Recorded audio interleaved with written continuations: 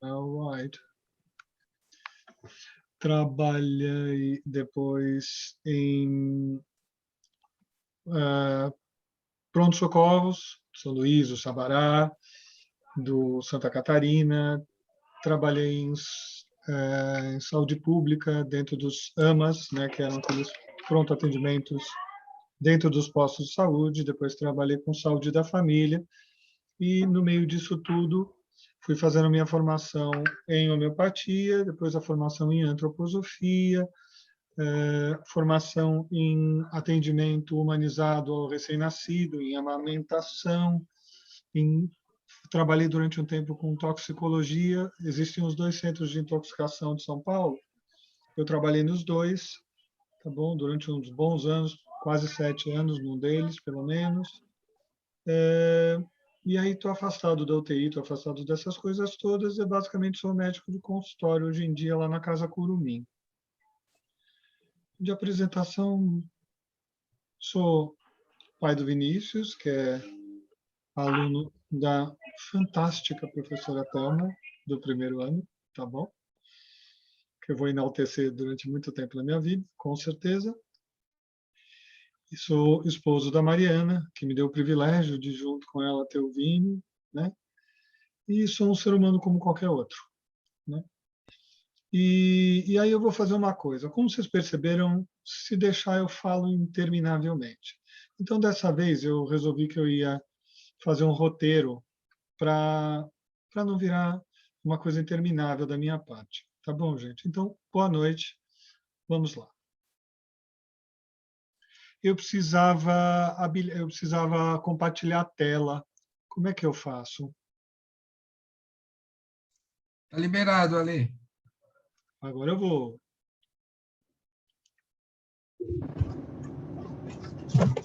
Agora eu deixo de ver vocês. E, se Deus quiser, vai dar certo o que eu vou conseguir fazer. Vocês estão vendo, gente? Vocês Sim. conseguem ver? Sim. Sim. Beleza. Então não é nada disso. Está no lugar completamente errado. É aqui. Tá bom? Então é assim. Traduzindo em língua de gente, hoje a gente vai fazer uma coisa meio assim: Covid, onde que eu estou, para onde que eu vou. Tá? Então, eu não vou ficar me detendo em falar muito a respeito da doença, como ela funciona, então eu vou fazer alguma coisa mais sumária. Esse aqui é o tal do coronavírus, num modelo 3D bastante interessante, né? É importante saber o que é um vírus. Um vírus é um ser, em princípio, vivo só pelo único fato de que ele tem uma carga genética, e essa carga genética dá para ele a condição de se multiplicar. Deixa eu só fazer uma coisinha aqui. Peraí, não era isso que eu queria. Era isto. Ótimo. Ele dá a condição dele se multiplicar dentro de células vivas. Então, um vírus é vivo dentro de um ser vivo. Sozinho, ele é um pedaço de material genético. No caso do coronavírus, a gente tem mais ou menos 30 mil componentes para formar esse código genético. Tá bom? E aí ele tem essa coisa importante aqui que a gente chama de glicoproteína da espícula, ou spike. É daí que vem o nome corona, porque ele tem várias espículas, várias pontinhas assim na camada externa, nessa membrana externa do vírus, e que parecem uma coroa quando você olha. Então é daí que veio o nome coronavírus. Tá bom? A doença pelo coronavírus, ou melhor, a partir do momento que você tem contato com este coronavírus, que é um coronavírus diferente de outros tantos que a gente tem na humanidade, tanto que se diz que mais ou menos 6% dos resfriados que a gente tem podem ser causados pela família desse bichinho, pelo coronavírus, né? E aí a gente teve 3 tipos de coronavírus mais sérios, um em 2002, na China, um em 2013, chamado de que foi conhecido, né, como síndrome respiratória grave do Oriente Médio, MERS, né? E agora, em dezembro de 2009, este que a gente conhece. Não vou ficar falando de modo de propagação nem nada. O que a gente tem basicamente é uma coisa assim: eu entro em contato com esse coronavírus. Eu posso jamais ter sintoma, tá bom? Então, eu sou uma pessoa contaminada, mas não infectada pelo vírus, tá bom? Não tem doença. Então, eu tenho um exame positivo para me dizer que eu efetivamente estou contaminado por esse bicho, mas eu não tenho sintoma. Então, eu tenho um exame positivo, mas eu não tenho Covid. Covid é a doença, tá bom? É a doença pelo coronavírus. E aí, essa doença, a partir do momento que existam sintomas, eu vou ter ou sintomas leves, ou moderados, ou mesmo graves. Nos sintomas graves, a maioria das pessoas, quando está entrando neles ou já entrou neles, vai ser hospitalizada, e a hospitalização pode levá-lo para a UTI, não necessariamente para a UTI. Na UTI, ele pode precisar de inúmeros recursos para manter a vida, e isso pode não ser suficiente, e esta pessoa acabar por desencarnar, por falecer. Né? Mais ou menos o que a gente tem. Eu vou usar gráficos da imprensa geral, tá bom? Eu não vou usar nada específico de literatura científica, porque eu não vejo muito sentido em fazer isso. Né? A gente considera mais ou menos que para a população geral, 30% das pessoas não vai ter nenhum sintoma, né? E a gente vai considerar que essa possibilidade de eu ter uma carga viral detectável. Amor, vem aqui. Eu estou aqui. Tem carga viral detectável, vai ser depois do quinto, sexto, sétimo dia de uma pessoa que está sem sintoma. Se ela tiver sintoma, a gente já vai falar disso. Aí esses sintomas podem ser profundamente intensos, podem chegar a ser sintomas bastante problemáticos. A pessoa tem uma falta de ar muito grande, um cansaço, dor de cabeça, dor no corpo, uma dinamia, uma falta de energia para se mexer, sintomas que lembram sintomas de resfriado e gripe, então coriza, tosse, febre, ela pode ter diarreia, a pessoa pode ter vômitos, até muito pelo estado geral dela, pode vomitar e acabar desidratando como uma consequência desse vômito, tá bom?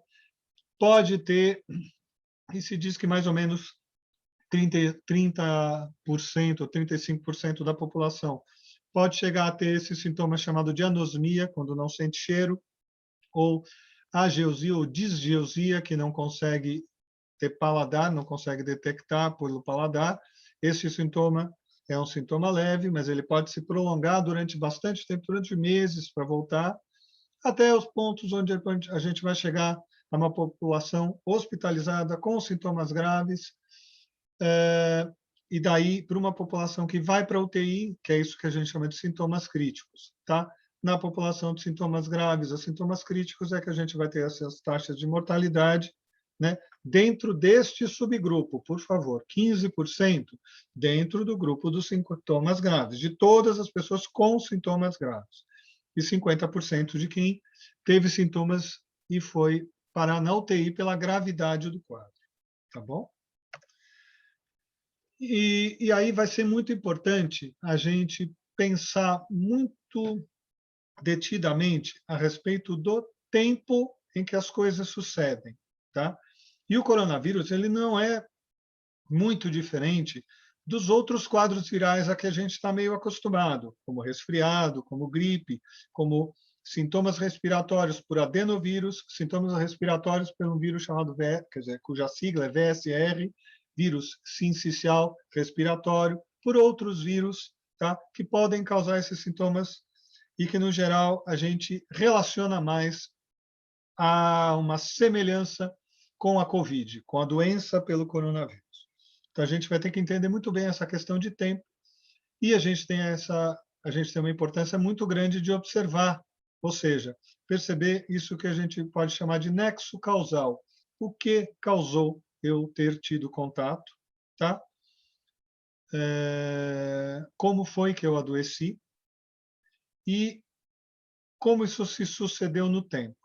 E muitas vezes o nexo temporal pode ser mais importante do que o nexo causal, porque às vezes a gente acha que adoeceu porque teve contato com uma determinada pessoa, e se a gente olhar na noção do tempo, não dá. Então, vou dar um exemplo muito simples. Eu tive uma criança que a mãe mandou para mim um resultado de PCR que ela tinha colhido no sábado e o resultado era positivo, né? E essa mãe, ela considerava que o filho dela tinha tido contato com uma pessoa cuja irmã estava doente, né? Há mais ou menos 4 dias. Só que essa menina, a mãe, foi colher o exame só por precaução. A menina não tinha sintoma nenhum. E se a gente olhar esta questão de tempo, não tinha dado tempo para essa possível criança ter causado uma contaminação desta criança, que era o meu paciente, a ponto de que no sábado, por exemplo, a gente teria o resultado positivo do exame, né? Então, o tempo nos dá uma informação confiável até para a gente imaginar o que aconteceu. Então, falando de uma maneira meio simples, deixa eu só ver o que eu ia falar depois. Isso. A gente tem a questão dos testes de Covid. Eu vou fazer uma coisa. Eu fiz essas transparências, não só para me guiar, mas para mandar para vocês depois, para quem quiser, a respeito de como são os testes. Esse é o padrão que a gente tem dos testes do Fleury, que está muito bem explicadinho, tá? E eu deixo colocado para vocês, porque aí vocês têm essa referência como se fosse uma bibliografia mesmo, algum lugar para ter noção do que está acontecendo, tá bom? Então, a gente tem que se localizar bastante bem com relação a quando aconteceu alguma coisa para a gente. Então, eu vou conceituar e usando basicamente o que a gente tem do Fleury e de outros laboratórios, do Einstein, de vários outros locais, a gente mais ou menos considera o seguinte: a partir do momento que eu tiver meu contato com uma pessoa suspeita, tá? E que depois essa pessoa provavelmente pode me contar que ela colheu um PCR, que ela colheu um exame para diagnóstico de contato, de contaminação pelo vírus, né? A partir desse último contato, eu tenho que observar o seguinte: se eu vou ter sintomas, no geral, esses sintomas não começarão antes de 2 dias do último contato. Tá? Dificilmente alguém adoece no dia seguinte de um contato, e se isso aconteceu é porque a imunidade dessa pessoa já estava meio combalida demais. Tá? Então, a gente não considera esse número de um dia depois como um número fidedigno. A gente considera que pelo menos 48, no geral, 48 a 72 horas depois do meu último contato, é que eu posso ter sintoma. Tá bom? Depois que eu tive sintoma, para eu ter uma carga de vírus na minha via respiratória, nariz, boca, saliva, que consiga ser detectada como positiva num exame de laboratório, seja ele de farmácia, seja ele de laboratório, eu preciso de, no mínimo, mais 48 horas. E, basicamente, a gente vai usar o número de 48 horas depois de eu ter ficado doente para este exame que virou o padrão ouro para a nossa investigação, que ele é chamado de reação de cadeia de polimerase, tá? Por transcriptase reversa. Não preciso, pelo amor de Deus, tentar entender esse nome, mas é isso que quer dizer RT-PCR, tá bom? Que é esse exame que é colhido com cotonete no nariz, basicamente, muitas vezes no nariz e na boca. E ele é feito em laboratório, não é feito na farmácia no geral, tá bom?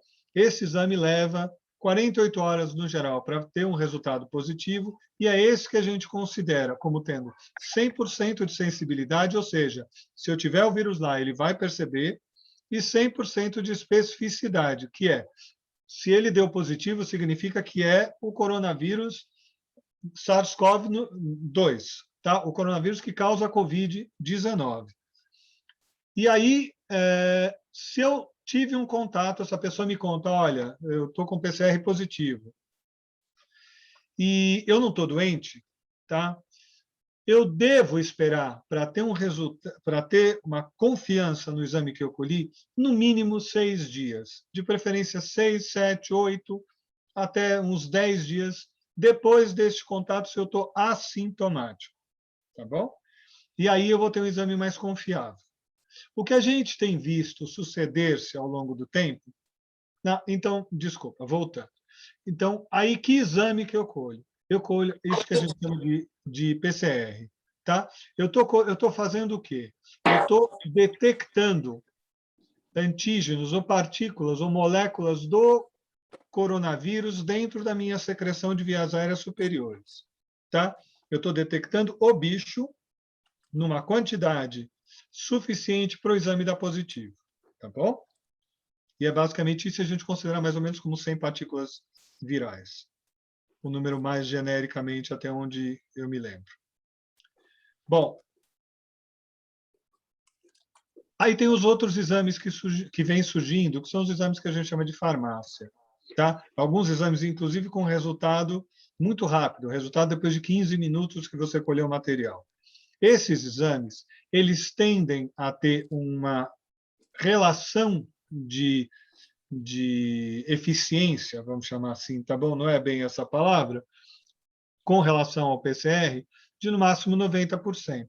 Porém, se eu estou além de 6 dias de um assintomático, tá? Além de 7 dias de um assintomático, além de 48 horas de um sintomático, de uma pessoa com um quadro que eu suponho seja coronavírus, esse exame já passa a ter uma confiabilidade de 90% a 95% em relação ao resultado mesmo. Então, ele não é um exame tão... Ele acaba sendo um exame que agora, mais recentemente, passa a ser um exame mais confiável, mais interessante e mais fácil de você colher, porque você colheria numa farmácia. Você pode até colher o PCR na farmácia por saliva, é chamado de PCR LAMP, tá? O LAMP, e esse material vai para um laboratório e aí você tem o resultado de 48 horas, você tem esses testes rápidos que vão ver antígenos, vão ver pequenas partículas, tá bom? Então, assim, do ponto de vista de um screening em geral, ele é interessante. Agora, ele não é um exame plenamente confiável para situações de, por exemplo, profissionais de saúde que atuam no campo, né, atuam muito perto de pessoas, né, principalmente se eles estiverem sintomáticos, porque se eu estou sintomático, vamos só pensar na lógica da coisa. Se eu estou espirrando, com coriza ou tossindo, eu estou projetando mais forte, para mais longe de mim, esses coronavírus. Porque o jato que eu faço de espirro pode chegar a 100 km por hora, tá bom? A minha tosse também pode chegar a uma velocidade dessa. Então, eu dissemino mais longe. Se eu estou assintomático, a tendência é que eu vou disseminar menos. O que eu estou falando é sem máscara, por favor. E aí, por isso, a importância tão grande que a gente vem tendo desde o começo do uso de máscaras e de máscaras confiáveis. Tanto que vocês já devem ter visto até vídeo de Facebook, de YouTube, de o que quer que seja, né? De pessoas te mostrando se a máscara está funcionando bem ou não. Então, você põe a máscara, sopra uma vela de aniversário, se a vela sopra, joga a máscara fora. E aí, nesse sentido, as máscaras de tripla camada, podem mesmo ser tecido de tripla camada, tá? Não úmidas, porque máscara úmida já deixou de funcionar, e as máscaras conhecidas como N95 ou PFF2 são as máscaras que a gente deve usar, tá? Para realmente ficar o mais protegido possível nessa situação. E já se tem uma clareza bastante grande que, com o uso de máscaras, a gente preveniu profundamente a disseminação da Covid. Tá? Bom, então, quando eu estou tentando fazer uma detecção se eu tive contato ou não, é basicamente esta folha, vamos dizer assim, que a gente vai usar. Quando eu estou querendo saber se eu já tive contato e eu desenvolvi imunidade, é basicamente isso que a gente chama de teste sorológico, onde eu vou ver anticorpos das pessoas, sejam o volume de anticorpo total, sejam os anticorpos relacionados a uma reação inicial, vamos chamar assim, uma reação aguda ao coronavírus, que é da classe IgM, tá? Sejam aqueles que vão ser criados como memória do meu corpo para os quadros de COVID, caso eu venha entrar em contato de novo. Isso acontece com todas as doenças, acontece com a doença pelo coronavírus também, com a COVID, tá bom? E aí, então, essa folhinha é uma outra maneira de ver, essa é o esquematizado do Einstein, vocês veem que é um monte de informação, então a informação fica minúscula, é só para vocês baterem o olho e ver. E então aí a gente pode usar essa lógica dos resultados. Uma pessoa que fez aqueles testes iniciais que eu descrevi lá, que a gente chama de PCR, tá? E ela fez, é positiva, ela tá, e ela não tem nenhum exame de sorológico, e aí quando é que é importante a gente ter a noção dos exames sorológicos? Eu vou fixar mais em IgM e IgG.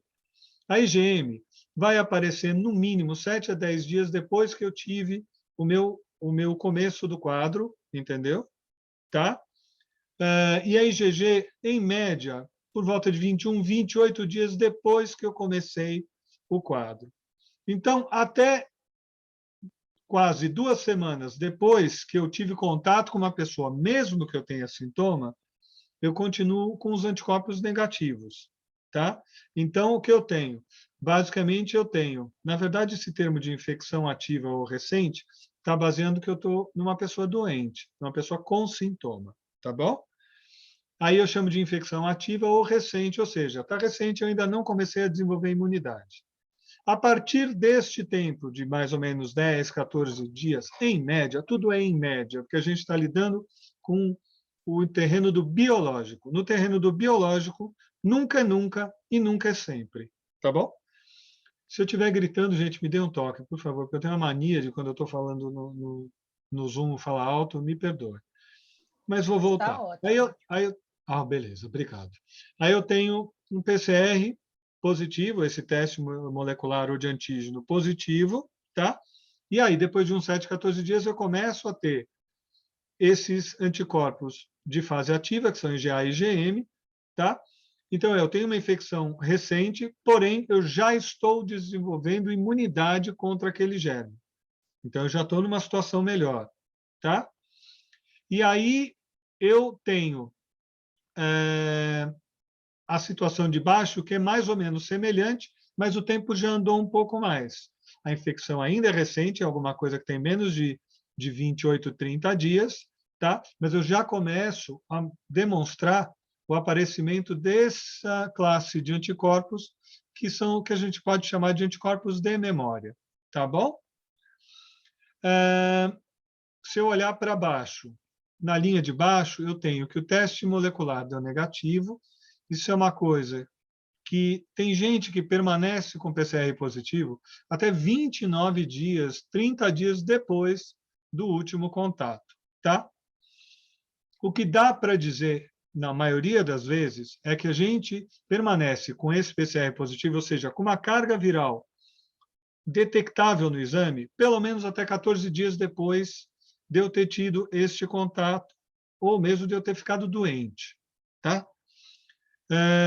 Então, só que detectado não significa infectante. O que eu quero dizer é o seguinte: essa carga viral é detectável, mas eu não tenho vírus suficiente para disseminar de uma maneira ampla e contaminar as pessoas. Então, é neste momento que as pessoas começam a voltar para as atividades delas, sejam as crianças ou os professores ou os funcionários de uma escola, da escola aqui, por exemplo, seja um profissional de alguma outra área, tá?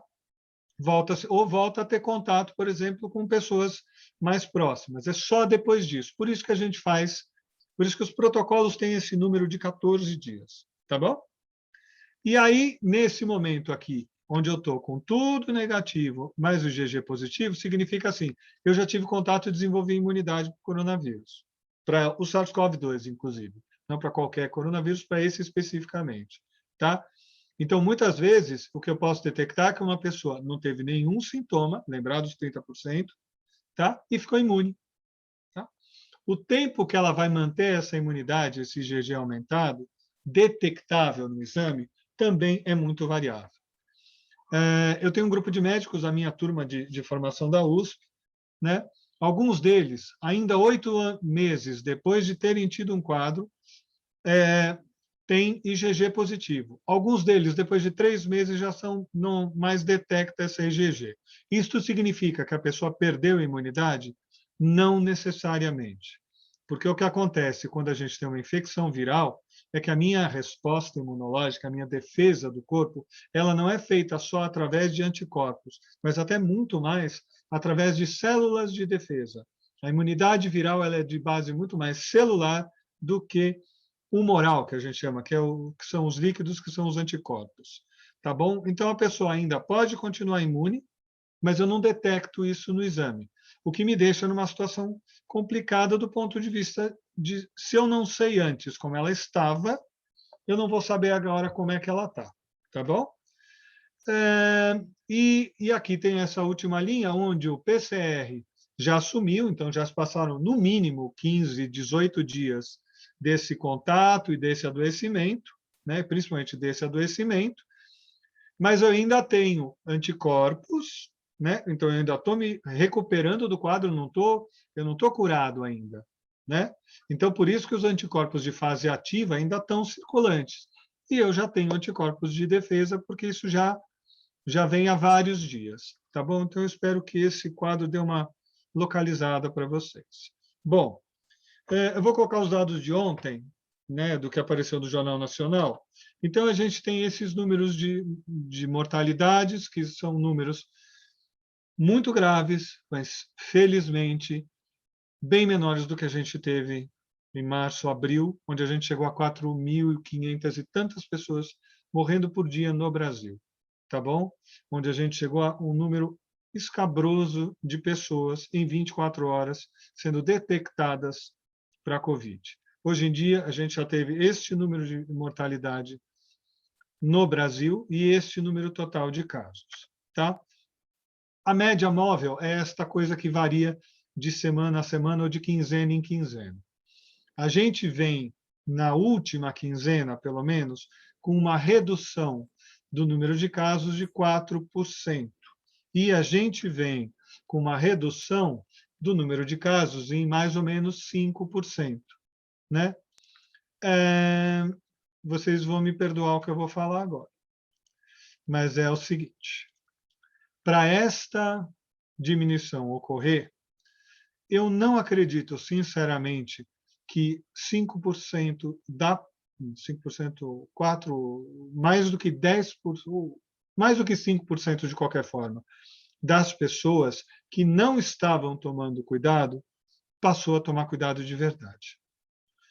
Esse número parece muito mais relacionado ao fato de que a gente começa não só a ter um volume maior de pessoas que se recuperaram de Covid, portanto, elas têm anticorpos, mas agora, muito agudamente, ao fato de a gente estar chegando a números de vacinação mais expressivos, tá bom? E aí a gente vai falar disso a seguir, tá bom? Aí tem estes números de ontem, com esta relação de ainda, infelizmente, 6 estados com uma elevação muito grande de casos, tá? 13 estados mais o Distrito Federal, estou parecendo Alan Severiano, né? Desculpa. Em estabilidade, essa estabilidade é um conceito também muito complexo, tá? Estabilidade, no geral, é uma variação menor de que 10% em relação ao número anterior. Então, em estabilidade, numas, tá bom? A gente não considera que o número está igual, ele não está igual. A gente subiu, agora começa a descer, mas essa estabilidade está dentro de um range aí de 5% a 10%. Tá? E, felizmente, estados que já vêm baixando bem mais o número de casos. Infelizmente, no caso, por exemplo, do Amazonas, né? Porque teve uma disseminação maciça de casos de uma maneira completamente descontrolada. Então, a baixa de casos agora é porque das pessoas que sobreviveram a Covid e se recuperaram, essas pessoas com anticorpo elas estão funcionando como um escudo para as pessoas que não entraram em contato e que não se vacinaram. Tá bom? E aí a gente tem esses números de hoje com relação a São Paulo, especificamente, o número de casos, o número de óbitos, e basicamente, que eu queria que vocês vissem é esta variação em termos de quinzena, tá bom? No dia 21/5, a gente tinha 503 casos, hoje a gente tem 513. Então, tem que ter isto claro. Este número de estabilidade, ele não é uma verdade absoluta. A gente não está em zero. A gente tem variações e elas são significativas. E aí eu vou parar para fazer uma coisa antes de falar dessa tabelinha aqui, que estava na Folha de São Paulo no dia 25 de maio. Quando a gente lida com uma doença epidêmica, quando a gente lida com uma doença infecciosa que acometeu o planeta inteiro, né, uma pandemia, a gente tem que olhar as coisas. A gente tem dois enfoques destas coisas. O enfoque individual, então, eu, ou um parente, ou um amigo, ou um conhecido meu, que adoeceu de Covid, deixa eu fazer assim para não ficar essa luz no olho de vocês, que adoeceu de Covid, ou que fez PCR positivo, ou que foi parar na UTI, ou que infelizmente até morreu, tá? E eu tenho um nível populacional. E o que acontece, infelizmente, é que quando a gente ouve do número de mortos ou de casos, esse número é um número absoluto. É como se a gente estivesse contando um a um das pessoas que adoeceram ou morreram de Covid, tá? E a gente tem uma porcentagem na população, que é o que fala mais ou menos aqui nessa figura, de acometimento nas faixas etárias, tá bom? E então, é muito importante ter isso claro, porque, por exemplo, ultimamente as pessoas vêm para mim, que sou basicamente pediatra, também trato de adultos dentro da homeopatia de antroposofia, principalmente os pais, né? Mas basicamente eu sou pediatra. E elas vêm assim, mas agora estão tendo muitas mortes de crianças.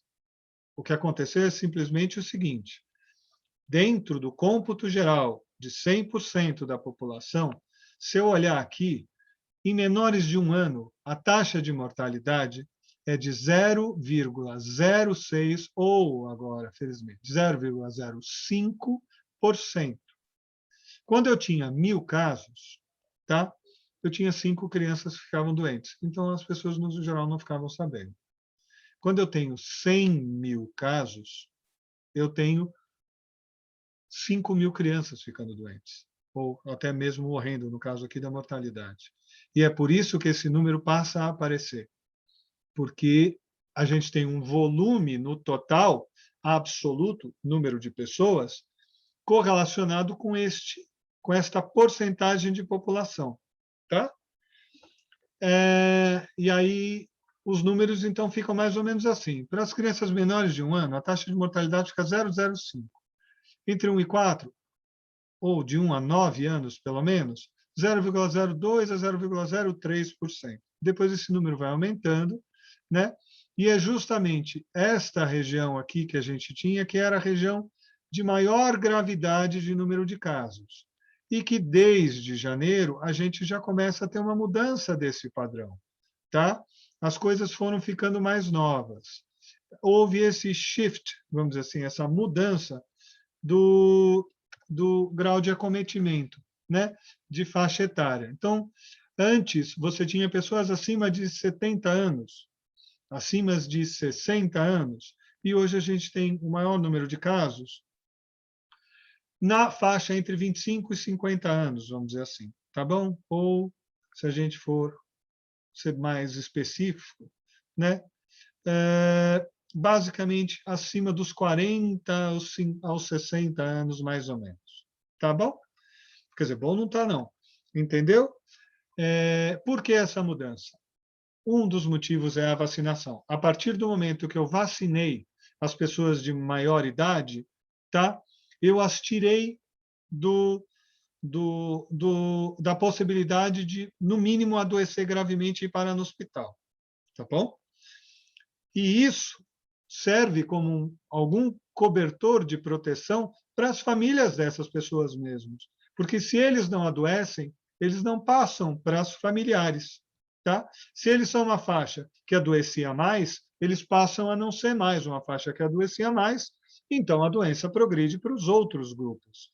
Então, proporcionalmente na população, eu começo a ver muito mais pessoas menores de 60 anos ou menores de 55 anos adoecendo mais frequente. O outro motivo que acabou fazendo essa mudança de faixa etária. A gente chegou a um nível de estrangulamento, pelo menos no nosso país, mas pode-se dizer que no planeta inteiro, das condições das pessoas de trabalhar. Elas não conseguiram mais ficar restritas, reclusas, elas precisaram voltar para um ambiente de trabalho, voltar para a rua. Uma parte da população, os profissionais liberais, como, por exemplo, eu e como, por exemplo, um monte de outros, que não têm um salário garantido e que não entravam nesses planos do governo de ajuda, né, nunca pararam de trabalhar. Só pararam de trabalhar se deixaram de ter clientes para atender, se deixaram de prestar serviços. E é o que aconteceu na maioria dos consultórios de terapia, de todo tipo de terapia. Né? Você tem uma diminuição de volume de atendimentos, até porque as pessoas ficaram reclusas em casa, com medo de sair de casa, e até mesmo por ficarem reclusas em casa, os adultos e as crianças, no ano passado, praticamente não ficaram gripados, resfriados, não tiveram adenovírus, não tiveram quadro de diarreia, rotavírus, tiveram nada. Então, acabaram, como a gente tem uma lógica muito problemática, na minha opinião, de só procurar o médico quando a gente está doente, o número de atendimentos é obviamente que caiu. E procurar o posto de saúde para fazer vacina, o número de vacinações, no geral, caiu. E a gente vai falar disso daqui a pouco. Então, eu chamei aí de dinheiro. Um problema de dinheiro. Então, uma questão de sobrevivência. É uma necessidade, não tem saída. E, paralelamente a isso, a gente tem uma necessidade de socialização. A gente quer ver pessoas. Essa coisa de não abraçar, de não encostar, de nem olhar para as pessoas, chegou a um nível de estrangulamento tão grande que muita gente largou mão, de uma certa forma, e abriu a sua guarda para entrar no contato no mundo e no mundo poder se contaminar. E a gente tem um problema sério disso no Brasil, que é um país muito afetivo. A gente é muito perto. Tanto que, assim, as pessoas resolveram que, assim, o menor grau de contaminação, 200 vezes menor do que efetivamente abraçar outra pessoa, dar a mão inteira para outra pessoa, é o toquinho, então a gente vai dar toquinho. Então, na porta da escola, as pessoas se dão toquinho. Né? Porque elas não conseguem falar assim, abaixar e falar, os, né? Fazer que nenhum oriental que cumprimenta dessa forma. E aí eu vou fazer um pequeno à parte. E aí a gente tem um problema do jeito como a gente conduziu essa pandemia aqui no Brasil, tá? Que é um problema de transferência de modelo. A gente, como pelo menos em princípio, pelo menos em teoria, não teria condição de ter teste para todo mundo, que seria a coisa mais importante, né? A gente não fez uma coisa que os outros países de quem a gente copiou o modelo fizeram. Então, hoje a gente tem uma clareza um pouco maior de qual seria a melhor maneira de ter trabalhado com esta crise, que é uma maneira como, por exemplo, os países do Oriente trabalharam, assim como Japão, China, Coreia do Sul e outros tantos, Taiwan e outros tantos. Eles isolaram só as pessoas que tinham teste, eles testaram todo mundo e testaram com regularidade. Isolaram só as pessoas que eram positivas ou que estavam doentes. O resto das pessoas continuou circulando. Só que eles têm uma grande vantagem. Eles têm uma vantagem, se é que a gente pode chamar de vantagem, que não necessariamente é uma vantagem, a gente pode conversar a respeito. Que é a questão de que, assim, eles não se encostam para se cumprimentar.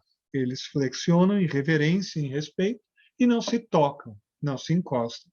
Eles mantêm distância entre as pessoas. Existe um espaço pessoal preservado, né? Tanto que eu vou contar uma coisa anedótica de um amigo meu que viajou para Tóquio, pegou o metrô e, de repente, tinha uma senhora lendo um livro, ele ficou olhando para a senhora lendo o livro. Quando a senhora percebeu que ela estava sendo olhada, ela ficou brava com ele. Ele não entendeu o que ela falou, porque ela falou em japonês e ele não entende japonês. Mas ela ficou brava com ele, porque ele estava invadindo o espaço pessoal dela ao ficar encarando-a. tá bom? Então, isso faz uma baita de uma diferença.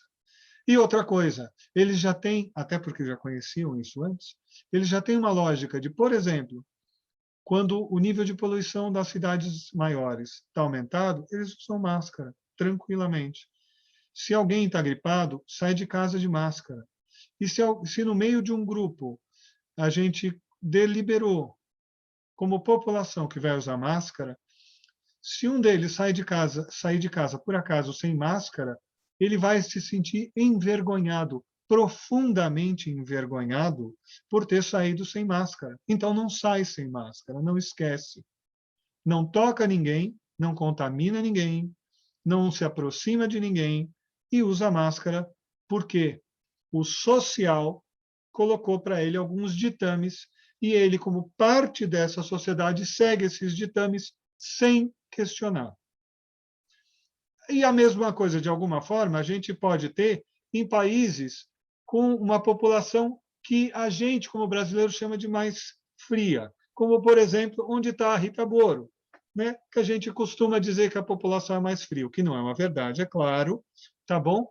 Mas existe uma menor aproximação física no geral das pessoas, né? Então, isso, em si, já leva a uma melhora do grau de transmissibilidade, né? E aí a gente tem algumas aberrações no meio dessa história, porque a gente tem, por exemplo, um país como a Grã-Bretanha, ou país não, um grupo de países como a Grã-Bretanha, que você tem pessoas que não costumam se tocar, porém que exerceram, segundo elas, consideraram que o livre-arbítrio individual prevalece sobre o grupo, prevalece sobre a sociedade. Então resolveram que não usavam máscara. Não iam usar máscara porque isso feria o direito individual delas. E aí a gente viu o que aconteceu. A gente teve uma gravidade bastante alta de casos na Grã-Bretanha e outros tantos lugares, né?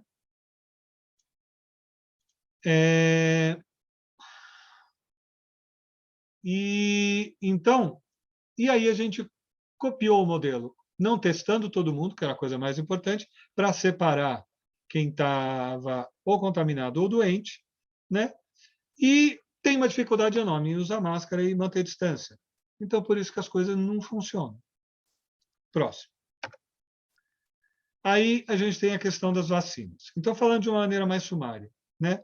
Ou a gente tem vacina de um vírus que está enfraquecido, atenuado, que é o nome que a gente dá para isso. Então, você tem o vírus, você, através de mecanismos no laboratório, você enfraquece a capacidade dele de se replicar no organismo de seres vivos, tá? E é basicamente a Coronavac que faz isso, tá bom? E aquelas que pegam pedacinhos do vírus, como, por exemplo, essa espícula, né?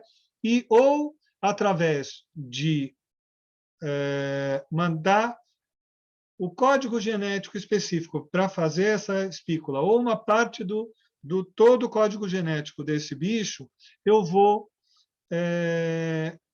precipitar no corpo da pessoa a produção dessas espículas, tá? Elas vão se esterilizar na parede de fora das células que foram infectadas, vamos dizer assim, pela vacina, entre aspas. Isto é contra isto que eu produzo a imunidade, contra isso que eu produzo os anticorpos, eu começo a produzir anticorpos e já tenho os anticorpos, então se eu encontrar com o vírus inteiro, ele vai ter as espículas na membrana e eu vou detectar e eu já estou imune, eu não vou ficar doente, tá? E aí a gente tem esses números que foram divulgados em termos de eficiência, né, da Coronavac com 50,38%, da AstraZeneca, né, que é da Fiocruz, 70%, depois 79%, e eles dizem que 100% de efetividade para doenças graves, né, o que se fala mais ou menos no caso da Coronavac também, a Pfizer, a Moderna, a Sputnik, a vacina russa, e a Janssen, que é da Johnson Johnson, essa que é dose única, a DU quer dizer dose única, tá bom? E aí a gente tem uma coisa que é importante, espera aí, que é essa questão de efetividade. Tem que ter um cuidado muito grande com relação a esses números de efetividade, por isso que eu escrevi. Os estudos de efetividade disso, que a gente chama de ensaios clínicos, de fase 3, né? Quando você está testando na população, eles foram feitos em países diferentes, muitas vezes, e em alguns momentos até em estações do ano diferentes. E uma doença que tem um acometimento respiratório, obviamente, é mais comum no inverno. Então, se eu pegar no verão de um determinado local e estudar, eu vou ter um número diferente daquela mesma população se eu tivesse feito o mesmo teste no inverno, tá bom? Aí tem essa questão de vacinação, a gente tem esse número aí de 22,21% de brasileiros com a primeira dose, 10,7% de brasileiros com a segunda dose, né? E aí os estados que têm maior proeminência de número de casos, e aí é importante uma coisa, a gente pode ter discrepâncias, se depender do consórcio como um todo, se eu olhar o número, o consórcio de imprensa, né, que é diferente do Ministério da Saúde, se eu olhar o número pelo Ministério da Saúde, tá bom? Esses números não necessariamente serão exatos, então não será a mesma coisa se você olhar por um lado ou por outro. O que é uma das questões que a gente tem hoje que é importante salientar. Isso aqui está aqui para salientar esta coisa. A informação que qualquer um de nós recebe, ela passa pela pessoa que nos contou. Então, tem um viés, tem um bias. Então, dependendo desse viés, a informação vem de um jeito ou de outro. E a gente tem que tomar um cuidado danado. Tá? Então, eu vou lembrar do Denzel Washington, aquele ator americano que estava fazendo uma entrevista, isso antes da pandemia ou no começo da pandemia do ano passado, e ele soltou a seguinte frase: quando você não vê os jornais, você está desinformado. Não, você está não informado. Quando você vê os jornais, pode ser que você esteja desinformado. Tá? Então, não informado, mas eu posso estar desinformado. Eu posso estar mal informado. Misinformed, como se diz em inglês. Porque, de repente, o jeito como a coisa está sendo contada é com um enquadramento X, que às vezes pode não ter nada de mal, mas às vezes pode ter algum motivo para estar acontecendo. Então, a gente precisa exercer esse cuidado. Esse é o número de hoje. A gente tem 25,9% do estado de São Paulo vacinado com a primeira dose, 12,56% vacinado com a segunda dose. Então, a gente já começa a ter um número bem legal. Tá? É lento. E aí eu queria contar uma coisa para vocês. Um dos motivos pelos quais é lento é porque, para o posto de saúde, você tem que preencher uma quantidade muito grande de papel para cada pessoa que se vacina. Então, tem que se preencher um papel à entrada para formar o grupo de 10 ou de 5 pessoas que vão ser vacinadas. Aí depois tem que fazer o cartãozinho na primeira vez. Aí eu tenho que fazer um papel para ficar registrado no posto que aquela pessoa passou naquele posto, para que não haja uma segunda passagem da pessoa, tá? Para que não haja outra pessoa com o nome dessa pessoa passando por ela, tá? Para não haver fraude, infelizmente. Aí você vai ter todo um processo em que a enfermeira, quando você entrar na sala para vacinar, ela vai te mostrar o frasco da vacina cheio, ela vai te mostrar a seringa vazia, ela vai te mostrar que ela aspirou, o frasco está lá, ela vai te mostrar que ela vai pôr no braço, ela vai injetar, vai te mostrar a seringa depois, tá bom? Para garantir que ninguém diga que ela não vacinou, como a gente viu acontecer com algumas pessoas que não fizeram a vacina para alguns candidatos que foram lá ser vacinados e sei lá o que fizeram com a vacina depois. Não quero nem discutir. Tá? E aí tem essa questão que eu falei lá no começo. A gente tem as questões de taxa de cobertura vacinal. Isso aqui não é coronavírus. Isso aqui é paralisia infantil, sarampo, que é uma doença que aumentou absurdamente desde 2019, porque um número muito grande de pessoas parou de vacinar. Então, vejam, no caso do sarampo, em 2015, 96% da população estava vacinada para sarampo, tá bom? Em 2019, antes da pandemia, esse número já era 57%. Foi aqui, aliás, foi perto daqui, foi 2018 para 2019, que a gente começou a ter esse surto que não vinha há 30 anos, um surto de sarampo no nosso país. E no ano passado as pessoas não saíram de casa, então o número ficou pior ainda. O mesmo acontece com a poliomielite e é muito importante salientar a seguinte coisa. O Brasil não tem poliomielite desde 1988. Então, registrado desde 1989.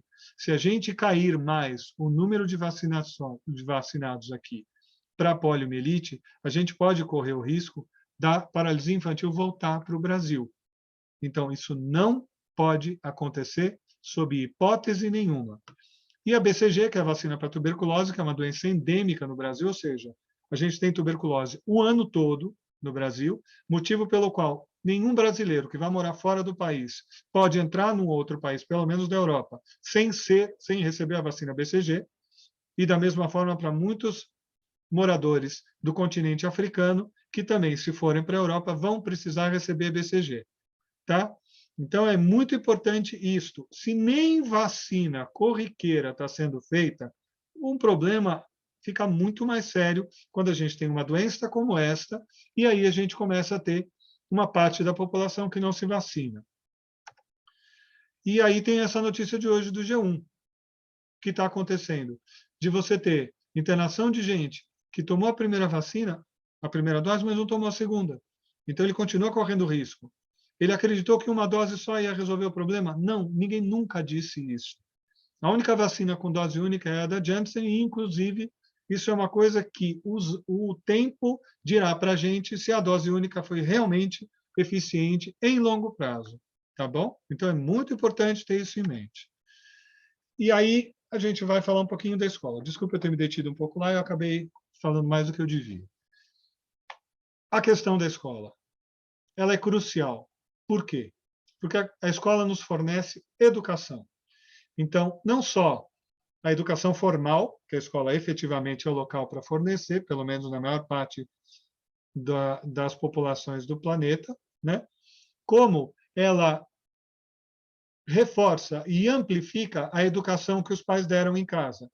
Então, por mais que a gente insista, por exemplo, com questões, vou chamar de boas maneiras, por favor, fala obrigado, por favor, me desculpe, com licença, em casa, nós, como pais, somos muito próximos das crianças e muitas vezes elas não necessariamente falam o que a gente fazem o que a gente falou.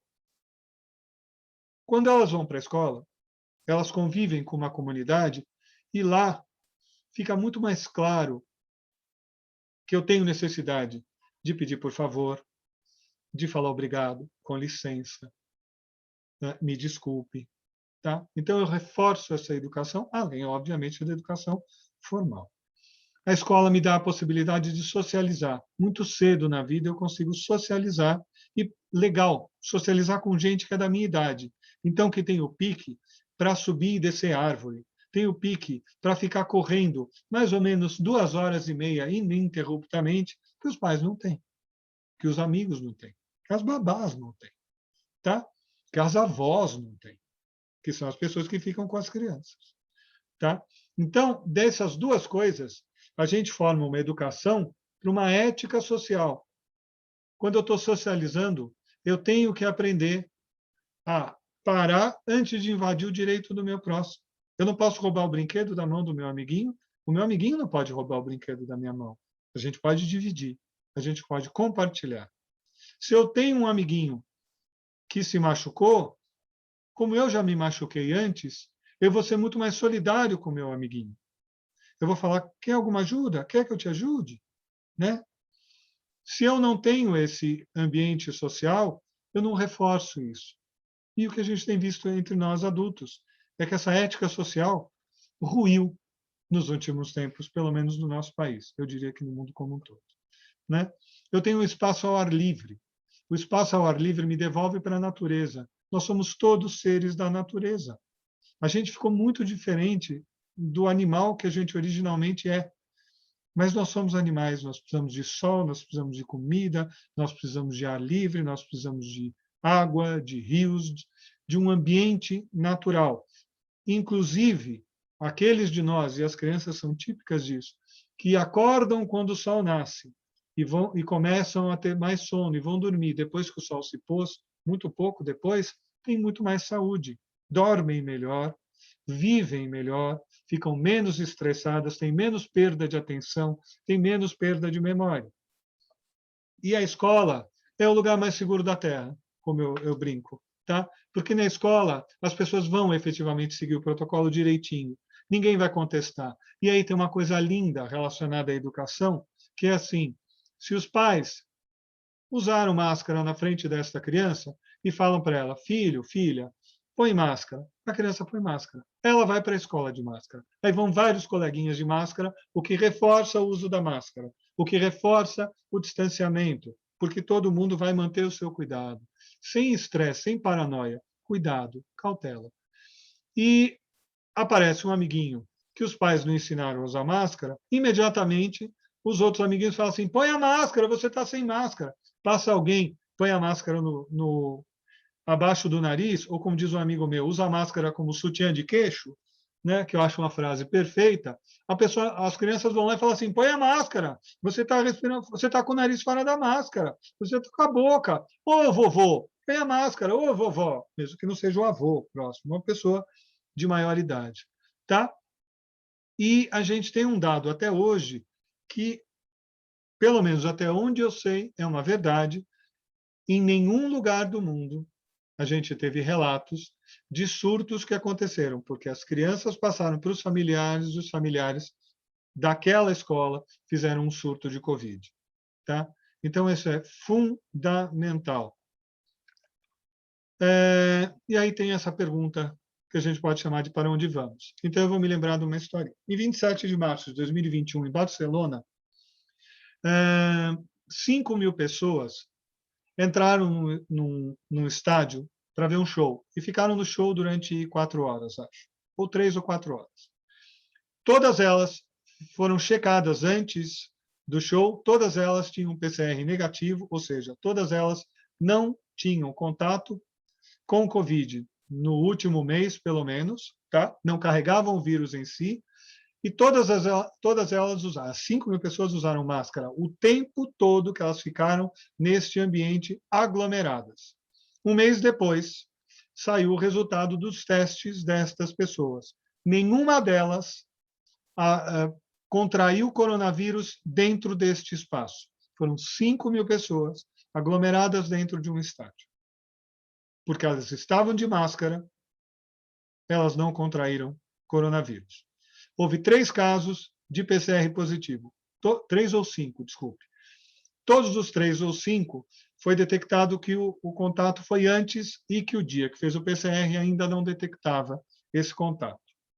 Então, o uso da máscara é absolutamente fundamental, né? Os Estados Unidos já colocaram que uma pessoa que recebeu as 2 doses de vacina pode circular sem máscara numa boa, inclusive entrar em ambientes fechados sem máscara, né? Aí eu pus o será? Eu sou brasileiro, né? Então eu fico com as minhas dúvidas com relação a essa história, tá? E aí, em contrapartida a Estados Unidos da América sem máscara, a gente tem uma necessidade de arrochar protocolos de conscientização no Brasil, o que é triste, porque o nosso povo não aguenta mais, e eu me incluo no nosso povo, não aguenta mais ficar nessa situação.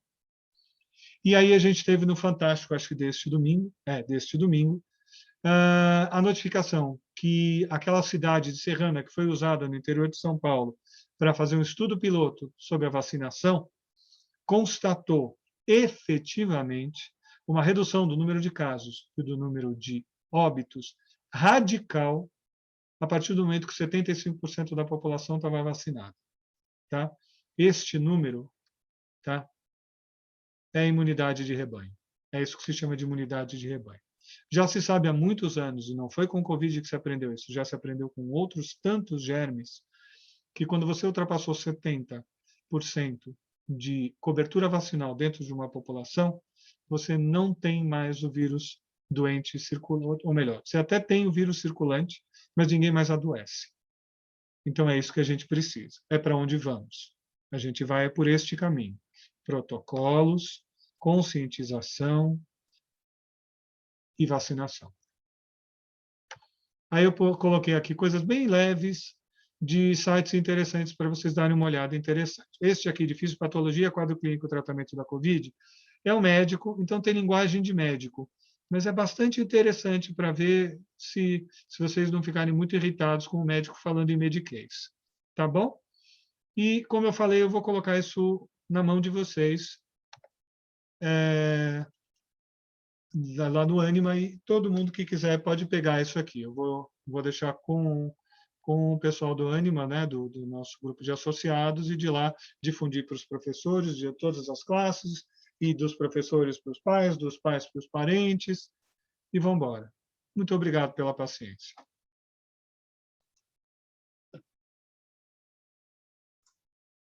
Obrigado, Alexandre. Obrigado. Nós tivemos uma pergunta aqui no chat, mas você já respondeu, que era sobre a imunidade de rebanho, o que era e qual o percentual que se atinge. Então, você acabou agora no finalzinho já respondendo essa pergunta. E eu gostaria de aproveitar, ver se alguém tem alguma dúvida ou quer fazer alguma colocação, uma pergunta. Pode abrir o microfone ou colocar no chat para fazer alguma pergunta para o Alexandre.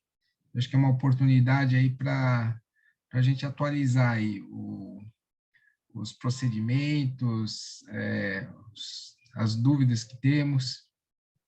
Tem alguém que tem alguma questão ou gostaria de compartilhar alguma coisa?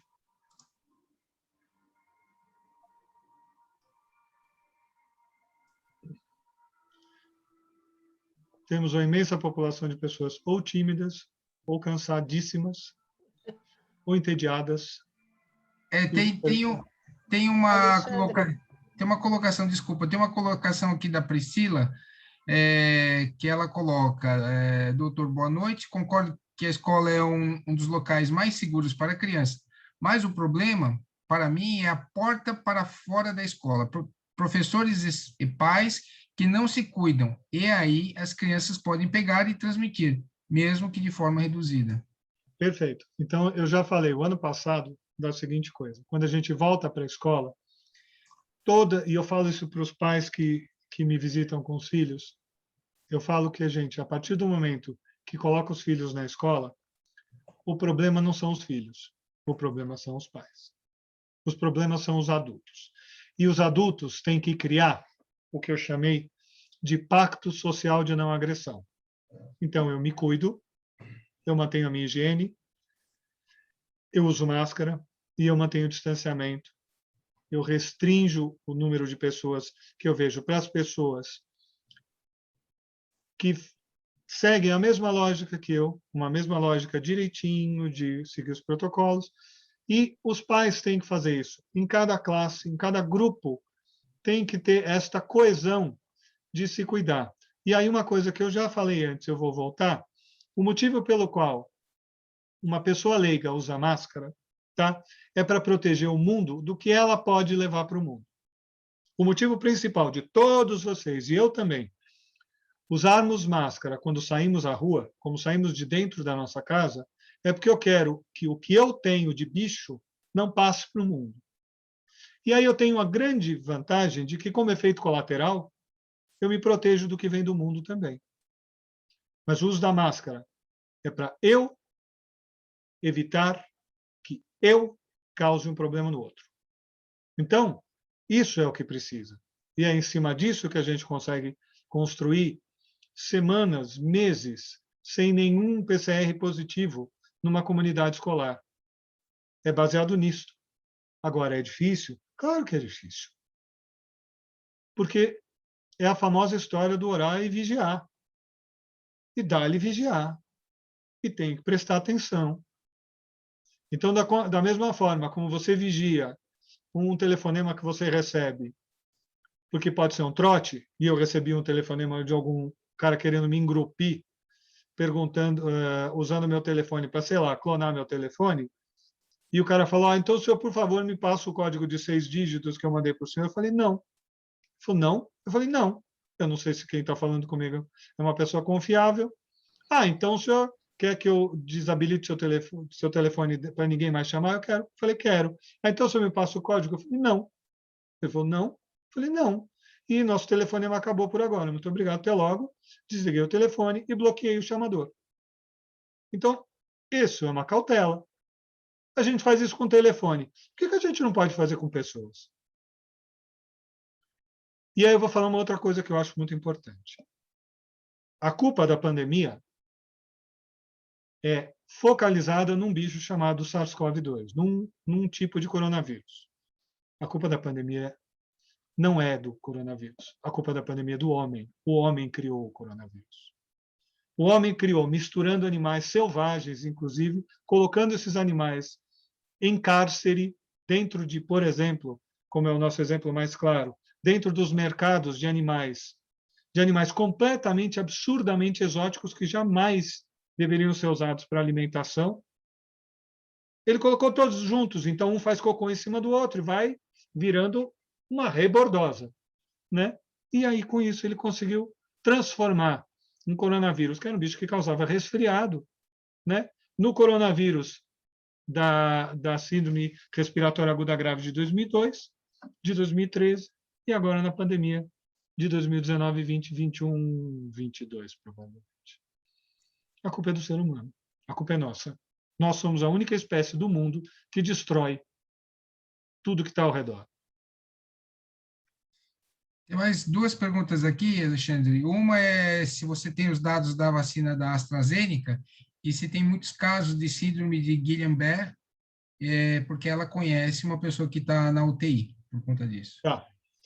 Toda vez que eu recebo um imunoterápico, tá, existe uma porcentagem de risco de eu desenvolver essa doença, cujo nome mais fácil, quer dizer, mais fácil para mim, né? É polirradiculoneurite, é uma inflamação das raízes dos nervos e que leva a um quadro de paralisia ascendente no geral, então dos pés para a cabeça, e pode chegar, inclusive, a paralisar o movimento respiratório autônomo reflexo que a gente tem. Tá? Eu não sei, realmente eu não foquei nesse tipo de coisa, então depois, se quiser, me manda no WhatsApp a pergunta, eu vou dar uma procurada nessa informação. Eu não tenho essa informação, mas o que eu tenho de informação é assim: a síndrome de Guillain-Barré, ou polirradiculoneurite, é muito antiga, e ela comete uma porcentagem ínfima de quem toma vacina para coronavírus, como quem toma vacina para varicela, como quem toma vacina para sarampo, tá? Muitas vezes mais relacionado às vacinas virais mesmo. Por quê? Lembrando, o vírus é uma sequência de informação genética muito simples. Tá? Pode coincidir que a informação genética do vírus parece de alguma forma com uma informação genética do meu corpo. E aí eu posso desenvolver uma doença autoimune. O meu corpo ataca o meu próprio corpo porque ele foi se defender de algo de fora, por exemplo. Tá bom? Tem mais uma Desculpa não pergunta. responder em dados, eu não tenho esses dados agora, eu posso procurar depois. Tem mais uma pergunta aqui da Fátima, da professora Fátima, se você acredita na possibilidade da terceira onda. Depende do que você chama de terceira onda, de segunda onda. Eu costumo dizer o seguinte: as ondas da coronavírus, por exemplo, do ano passado, são que nem as ondas da praia. Elas estão lá. E aí eu chego de manhã para surfar.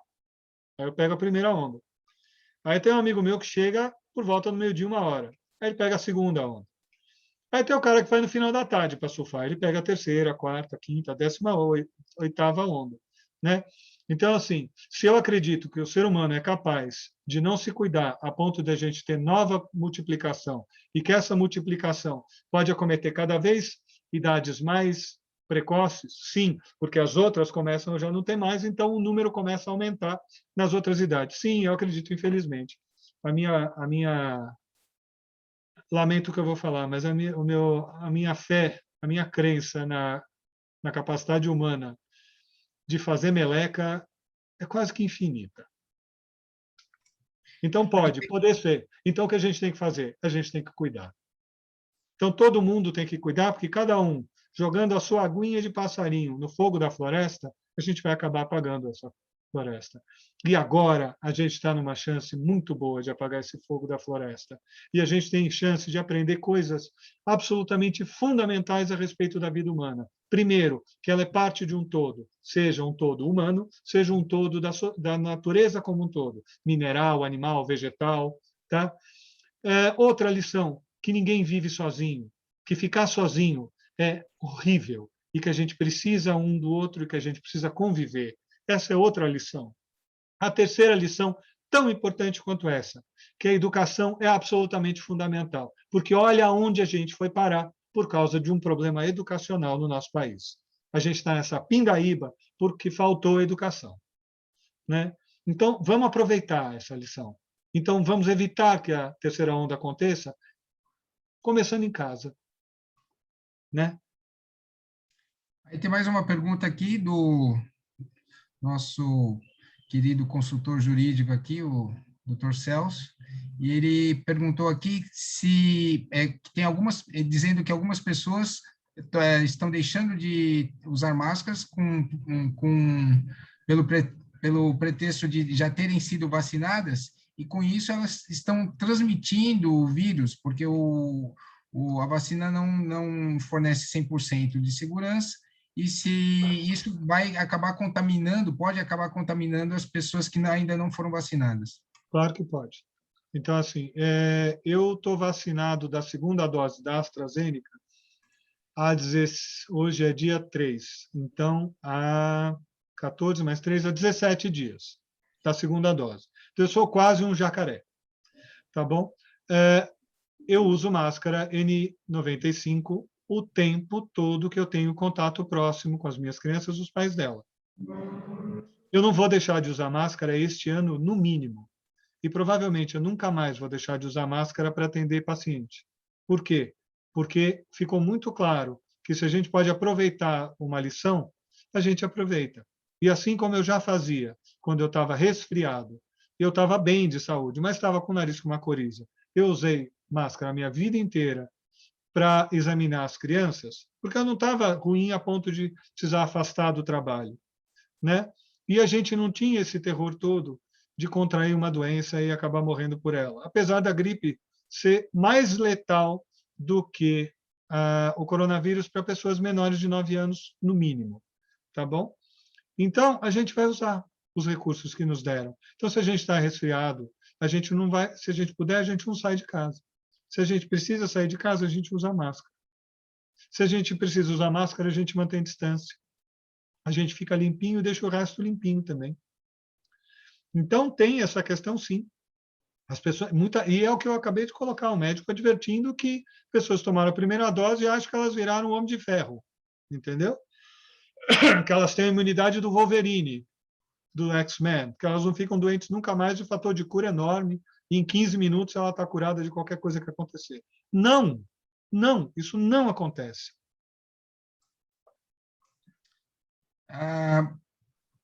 Tem um pedido aqui da nossa querida amiga Rita, que está lá de longe, falar um pouquinho da vacinação dos jovens entre 12 e 18 anos.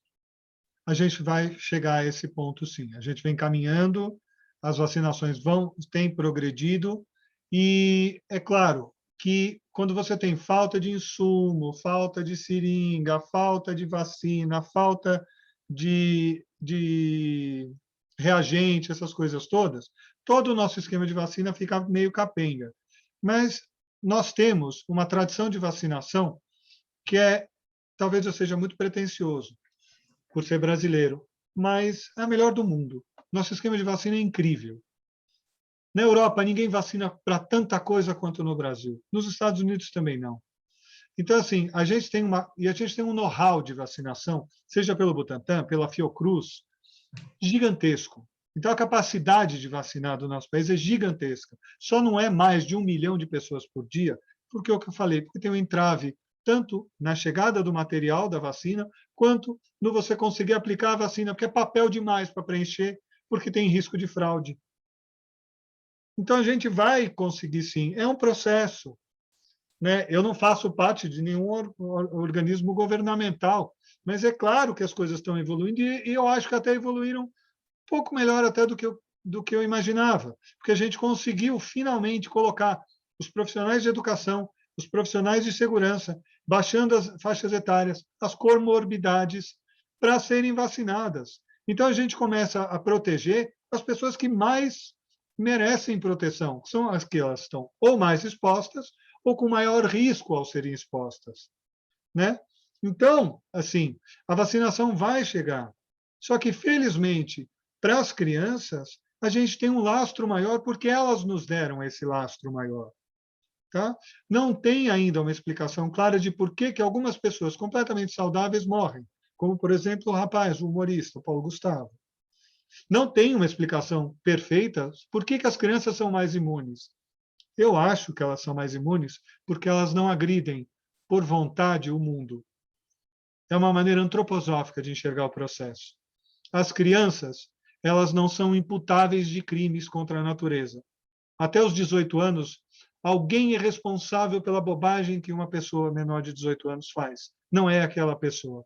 Então, essas pessoas que não têm o dolo de atacar o mundo, são essas que são as protegidas. E eu me lembro de uma linda figura, de uma linda charge do ano passado, que colocava assim, a bolota do coronavírus cortada no meio. Deste lado, virada para crianças e a natureza, sorrindo. Do outro lado, com uma cara de ódio medonha, para um ser humano todo recolhidinho, para um ser humano adulto, todo recolhidinho. As coisas funcionam desse jeito. Essa é realmente uma doença que mostrou que, assim, se você vende a mim as criancinhas, porque delas é o reino dos céus, entendeu? Fica parecendo proselitismo religioso, mas não é. É um fato comprovado na estatística. Outra pergunta aqui, Alexandre, é da Fátima. É a diferença entre as máscaras KN95 e a N95? Elas são muito parecidas. Você pode considerar como semelhante. KN95, N95, PFF2, você pode considerar como o mesmo tipo de máscara. Então, você pode comprar tranquilamente, porque às vezes uma está com preço muito mais caro que a outra. Dá para comprar, elas todas vão dar proteção. Isso dá a pior das hipóteses. Você não achou nada com esses nomes, com esse monte de letrinha. Você pega uma máscara, faz 3 camadas de pano, põe um papel absorvente na camada mais próxima de você, tem a camada de pano, o papel absorvente, papel toalha da cozinha, 2 camadas de pano e você já vai estar para lá de protegida. Entendeu? Então, dá para fazer. E aí, tomar todos os outros cuidados, é claro. Né? A outra pergunta aqui é um pouco daquilo que você acabou de falar, mas nesse sentido, algumas pessoas não estão cumprindo o protocolo sobre o pretexto da doença, de não pegar a doença, devido a uma perspectiva kármica. Qual a sua opinião entre o karma e essas medidas preventivas? A minha opinião é uma frase que uma amiga da minha mãe solta faz muito tempo. A frase é assim: você, para mim, é problema seu. Tá? E as pessoas da minha família que estão me olhando sabem de quem eu estou falando. Então, assim, gente, assim, eu crio todos os dias todas as condições para poder ser o mais saudável possível, física e psiquicamente. Físico, psíquico, socialmente. Não vou ferir o próximo, não estou falando eu, todo mundo faz isso. Tá? Um dia melhor, outro dia pior. Mas eu não sei, sinceramente. Eu, pessoa, Alexandre, eu não sei, sinceramente, como é que anda o meu karma. Entendeu? Eu estou tentando dar bola dentro e dou bola fora. Não tenho dúvida. Então, assim, em qualquer momento onde uma coisa pode me assoberbar e eu ficar profundamente amedrontado, por exemplo, num acidente na rua. Por exemplo, hoje que eu não vi um cara cruzando na minha frente, eu quase bati num carro quando eu estava voltando para casa. E eu estava prestando atenção. Mas o carro apareceu, para mim, pareceu que ele apareceu do nada. Isso já tirou a minha paz de espírito, já baixou a minha vibração, já, como a gente diz antroposoficamente, eu já modifiquei o meu etérico. O meu anímico e o meu etérico já sofreram algum abalo. E nesse momento eu posso facilitar que algo de fora me acometa ou que algo que eu tenho dentro me faça adoecer. Tá bom? Alguém perguntou aqui embaixo se vacinação para professor deve ser conduzida como obrigatória ou facultativa. Depende do que a gente considerar como um conceito de sociedade. Né? Se dentro da sociedade a gente já entendeu que a vacina foi um dos 10 maiores avanços das ciências de saúde, ou pode chamar da medicina, desde que nasceu alguém que se intitulou curandeiro de alguma coisa, né?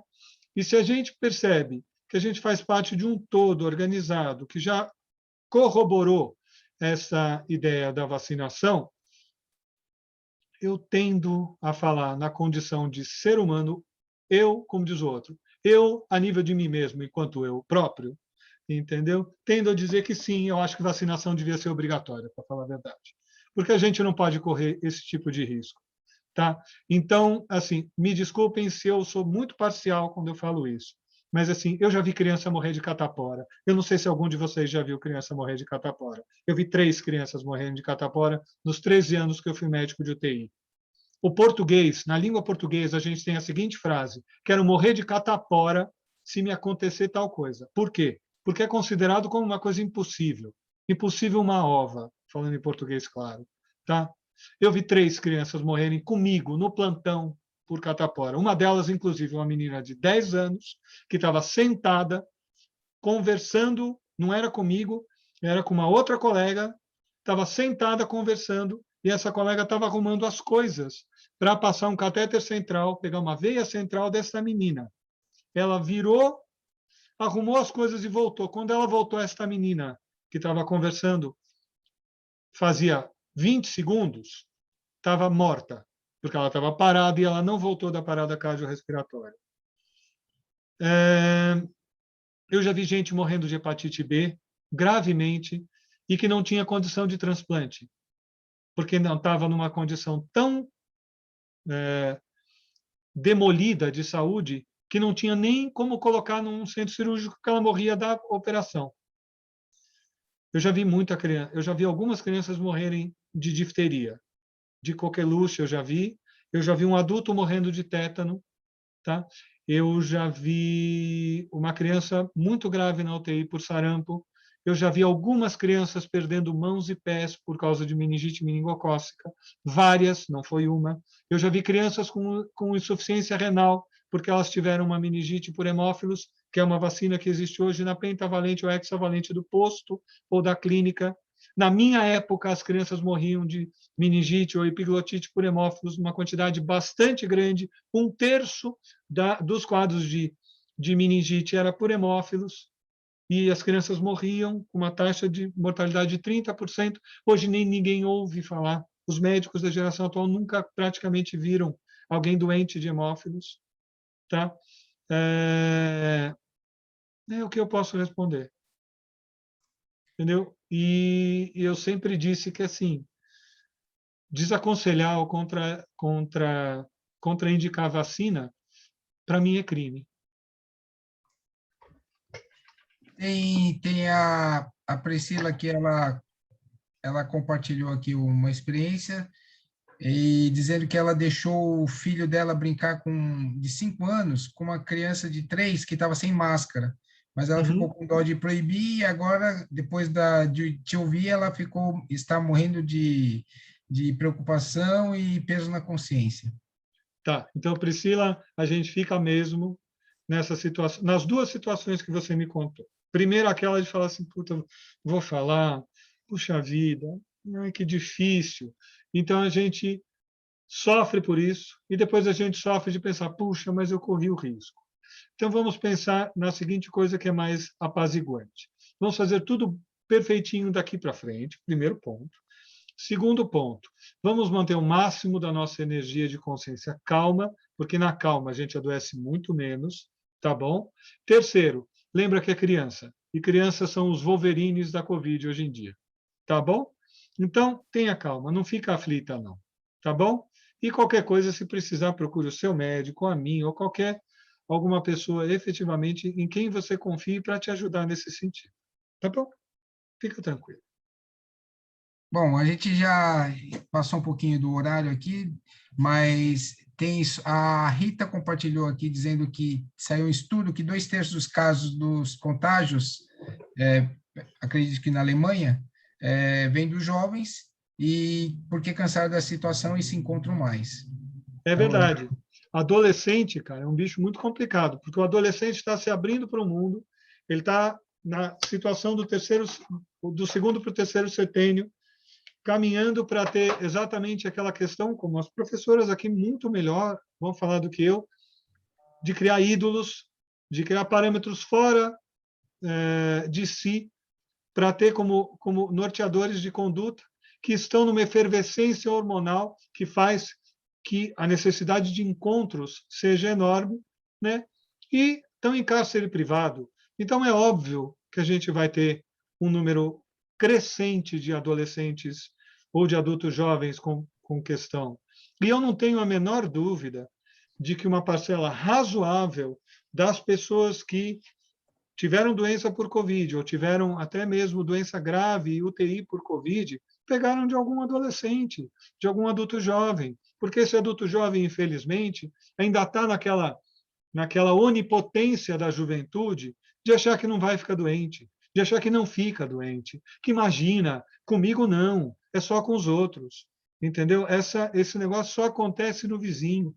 Então, é uma coisa que a gente tem que vigiar. E isso conta para a gente a seguinte coisa: então, vamos criar o mais possível de possibilidades para que o adolescente tenha um grupo confiável com quem ele possa conviver, né?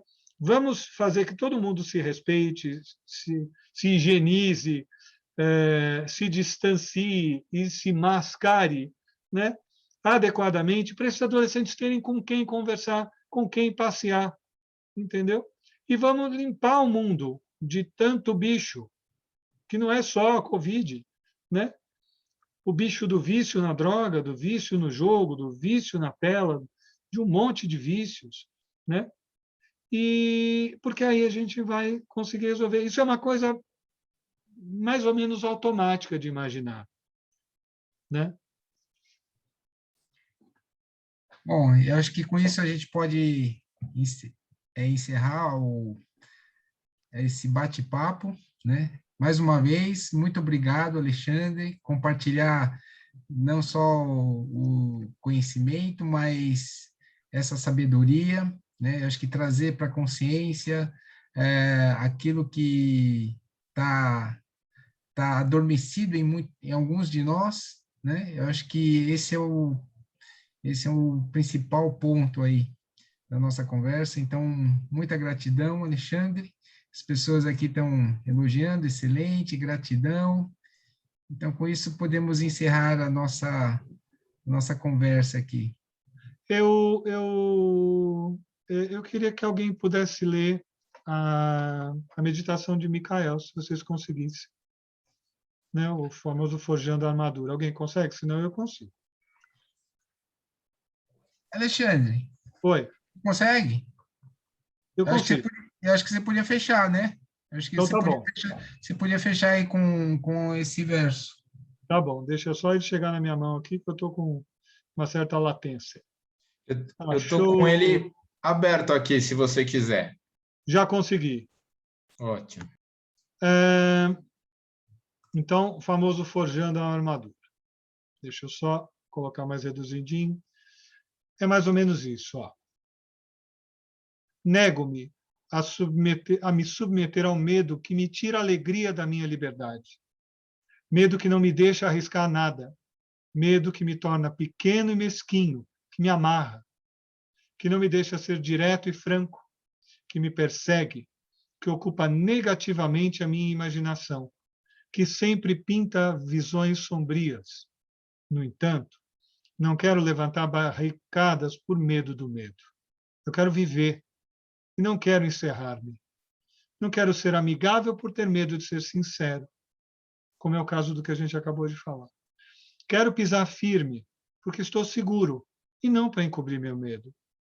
E quando eu me calo, quero fazê-lo por amor, e não por temer as consequências das minhas palavras. Não quero acreditar em algo só pelo medo de não acreditar. Não quero filosofar por medo de que algo possa atingir-me de perto. Não quero dobrar-me só porque tenho medo de não ser amável.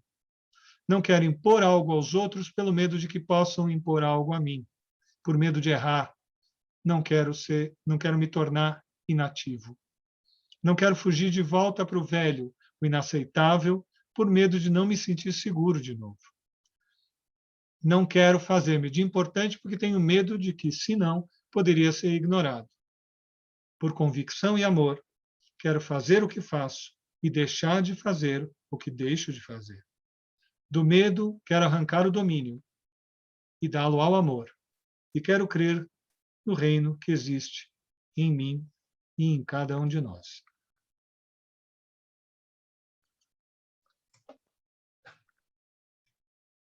Boa noite a todos.